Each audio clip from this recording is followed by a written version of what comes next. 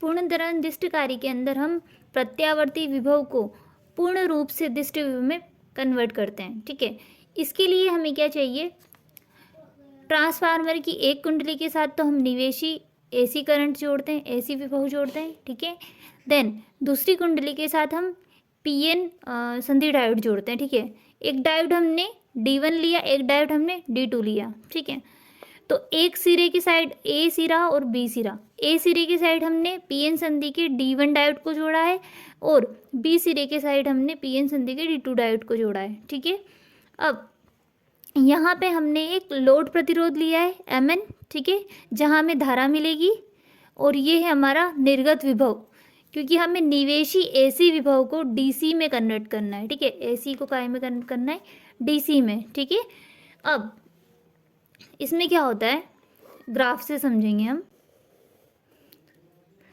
और एक चीज़ और समझानी होती है, जब एक वायर के ऊपर दूसरा वायर आता है तो उसको ऐसे शो करते हैं। ठीक है, तो यहाँ पे भी ऐसा हो रहा है, तो हम यहाँ पे ऐसे शो करेंगे। ठीक है,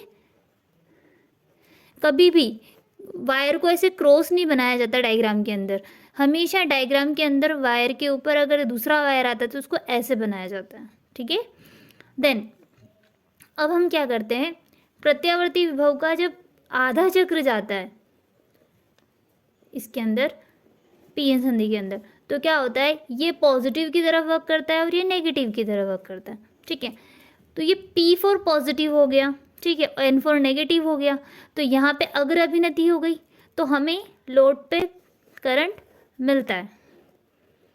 ठीक है, अब बात करते हैं, ये पार्ट गया, अब ये वाला पार्ट अब जाएगा, तो यहाँ तो नेगेटिव हो जाएगा और यहाँ पॉजिटिव हो जाएगा। इस केस में जब यहाँ नेगेटिव होगा तो P4 नेगेटिव हो गया, तो यहाँ तो करंट नहीं मिलेगा, लेकिन यहाँ पे P4 पॉजिटिव हो रहा है, मतलब ये डायोड की वजह से हमें लोड प्रतिरोध पे करंट मिलेगा, तो मतलब यहाँ पे हमें करंट मिलेगा। ठीक है, फिर अब ये वाला पार्ट जाएगा, इस केस में यहाँ पॉजिटिव होगा और यहाँ नेगेटिव होगा, तो ये पॉजिटिव और ये P4 पॉजिटिव, मतलब अग्र अभिनति में हमें करंट मिलेगा, और ये जो होगा ये माइनस होगा और ये प्लस होगा, P होगा, तो यहाँ पे पश्च अभिनति होगी, तो करंट नहीं मिलेगा, मतलब हमें इसमें करंट मिलेगा, वो भी D1 डायोड की वजह से। अब सेकेंड पार्ट फिर जाएगा यहाँ पे, इस केस में यहाँ पे जब नेगेटिव रहेगा और यहाँ पॉजिटिव रहेगा, तो D1 डायोड जो होगा वो पश्च अभिनति में चला जाएगा और D2 डायोड जो है वो अग्र अभिनति में आ जाएगा, तो हमें फिर भी लोड पे करंट मिलेगा। ठीक है, इस प्रकार हम दो डायोड का यूज़ करके एसी प्रत्यावर्ती विभव को पूर्ण रूप से डीसी प्रत्यावर्ती विभव में कन्वर्ट कर देते हैं। ठीक है, लेकिन अब हम सोचते हैं कि ये डीसी प्रत्यावर्ती विभव तो मिल गया, लेकिन ये भी क्या है, एक वे का है, मतलब बोल सकते हैं एक ही करंट, जिसको क्या बोलते हैं हम, एक दिशीय। ठीक है, हिंदी में क्या बोला जाता है, एक दिशी, और इंग्लिश में बोलते हैं यूनिडायरेक्शनल। ठीक है, तो हमें ये जो करंट मिला है एसी करंट, ये एक डायरेक्शनल का मिला है, लेकिन है तो एसी, तो इसको हम क्या करते हैं, फिल्टर में पास करते हैं, क्योंकि हमें क्या चाहिए, डीसी चाहिए। एसी करंट जो रहता है, एसी प्रत्यावर्ती विभव है, इसको हमने पूर्ण रूप से एसी डीसी में कन्वर्ट तो किया है, लेकिन ये एक दिशीय यूनिडायरेक्शनल जो है ना, वो एसी करंट मिला।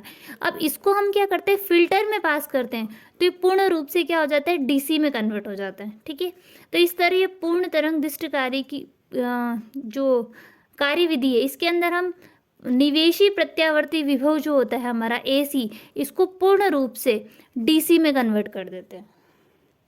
हाँ, इस चैप्टर में 2 क्वेश्चन और पूछे जाते हैं, नेंड गेट से एंड गेट और ओर गेट कैसे प्राप्त किए जाते हैं। ठीक है, और एक पूछा जाता है नोर गेट से एंड गेट और ओर गेट कैसे प्राप्त किया जाता है। ठीक है, तो हम समझेंगे अभी नेंड गेट से एंड गेट और ओर गेट कैसे प्राप्त करेंगे। ठीक है, तो हम पहले बात करते हैं नेंड गेट की। नेंड गेट से हमें क्या चाहिए, एक तो एंड चाहिए और एक क्या चाहिए, ओर चाहिए। ठीक है, अब इसके अंदर हमें क्या वर्ड दिख रहा है, एंड, तो ये एंड गेट, तो कुछ नहीं, ये नोट को हटा दो तो हमें एंड मिल जाएगा। तो तो हमारा नेंड गेट होता है ए बी, ठीक है।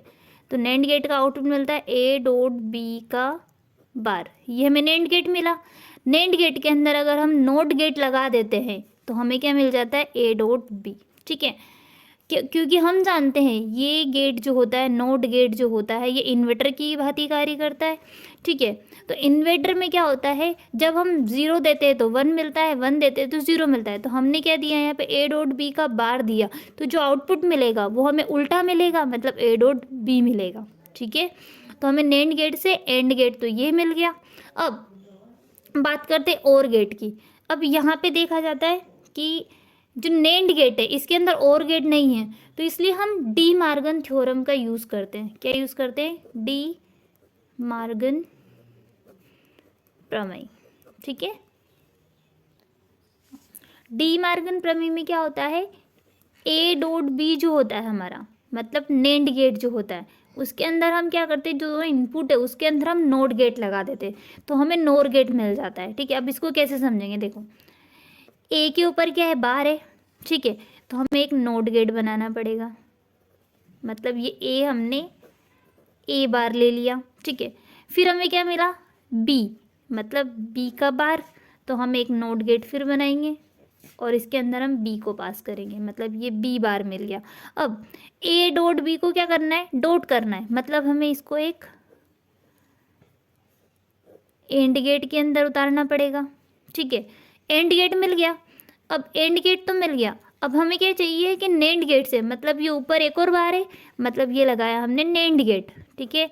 तो हमें क्या मिला, ए डॉट बी, दोनों बार तो है, एक और बार मिल गया, ठीक है। तो इसका जो आउटपुट मिलेगा वो मिलेगा हमें ए प्लस बी, मतलब हमने क्या किया, जब हमें नेंड गेट से और गेट चाहिए तो हम क्या करते हैं, दो इनपुट जब देते हैं उनके बीच में हम क्या लगाते हैं, तो नोट गेट लगा देते हैं, ठीक है।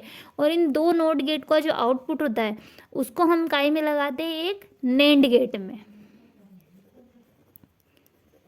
तो हमें क्या मिल जाता है, एक और गेट मिल जाता है। क्लियर? हाँ, अब हम पढ़ेंगे नोर गेट से और गेट और एंड गेट कैसे प्राप्त करेंगे, ठीक है।